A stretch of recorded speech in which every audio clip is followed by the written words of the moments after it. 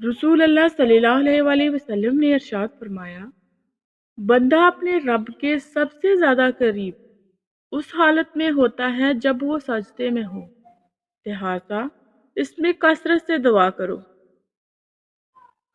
زندگی میں اتنی محنت کریں کہ تقدیر بھی آپ کی سوچ کی پیروی کرے۔ محبت خریدی نہیں جا سکتی، یہ وہ احساس ہے جو آپ کو اخلاص اور کردار کی بنیاد پر عنایت ہوتی ہے۔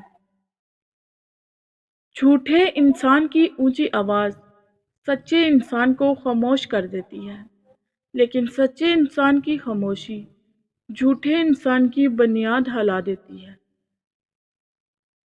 دوسروں کو خوش رکھنے اور دل میں جگہ بنانے کے لیے اپنی بہت سی عادتوں اور رویوں کی قربانی دینی پڑتی ہے۔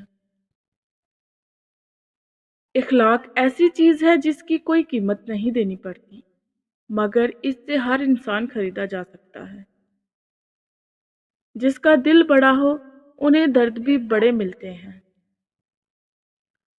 وقت نے ایک ہی بات سکھائی ہے، ہر تعلق، رشتہ، ناتا تب تک زندہ ہے جب تک آپ دوسروں کے معیار اور توقعات پر پورا اترتے ہیں۔ کبھی بھی کسی کو نیچی نظروں سے مت دیکھو، کیونکہ تمہاری جو حیثیت ہے یہ تمہاری قابلیت نہیں بلکہ اللہ کا تم پہ کرم ہے۔ شرک کے بعد بدترین گناہ اللہ کی مخلوق کو تکلیف پہنچانا ہے۔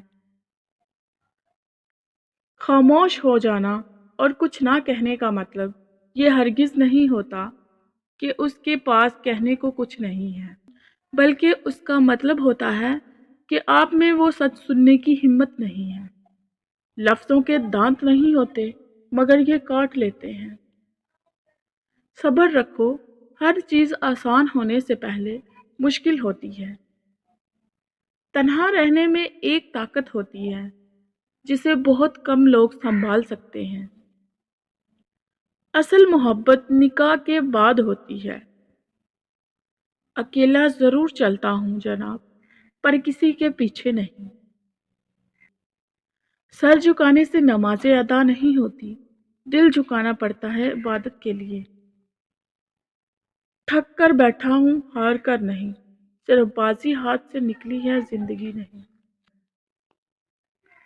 مولانا جلال الدین رومی کہتے ہیں، موت کا ذائقہ سب نے چکھنا ہے، مگر زندگی کا ذائقہ کسی کسی کا نصیب ہوتا ہے۔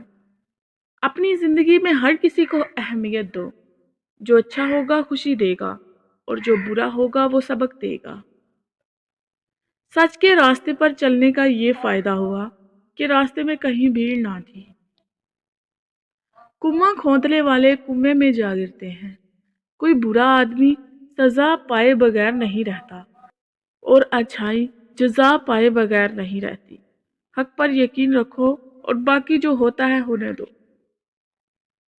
شیر کو کوئی فرق نہیں پڑتا کہ ایک گیدڑ کیا سوچتا ہے۔ اللہ پر یقین، جب امید اللہ سے ہو تو صحرا میں بھی پانی مل جاتا ہے۔